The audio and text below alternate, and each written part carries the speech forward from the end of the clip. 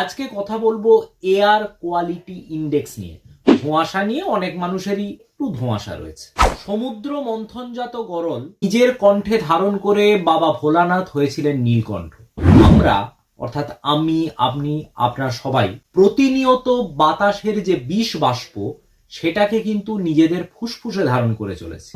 Air quality index বোঝায় কোনো একটা নির্দিষ্ট জায়গার বাতাস কতটা দূষিত হয়ে রয়েছে, সেই বাতাসে কতটা পার্টিকেলস রয়েছে, সাসপেন্ডের অবস্থায় রয়েছে, যেগুলো কিনা নিঃশ্বাসের মাধ্যমে প্রতিনিয়ত আমাদের ফুসফুসের ভেতরে ঢুকে চলেছে।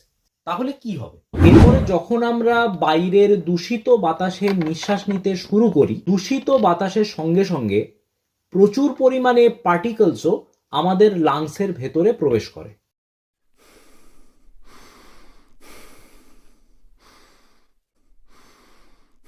লাংসটা ক্রমশ তার সংকোচন প্রসারণের ক্ষমতা হারাবে।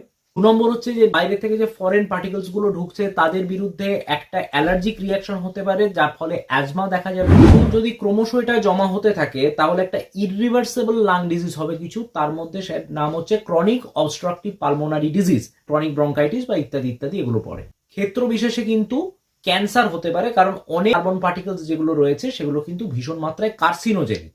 শুধুমাত্র ফুসফুসের নয়, ফুসফুসের প্রতিবেশী অর্থাৎ হার্টেরও কিন্তু বিভিন্ন ধরনের সমস্যা সেখান থেকে দেখতে পাওয়া যায়। যদি আমরা একটা ছাঁকনি ব্যবহার করি তাহলে দেখুন স্বাভাবিকভাবেই এই সমস্ত যে পার্টিকেলস গুলো সেগুলো ছাঁকনিতে আটকে যাবে, সেগুলো কিন্তু আর ফুসফুস অর্থাৎ এই কৌটোটার ভেতরে পৌঁছবে না।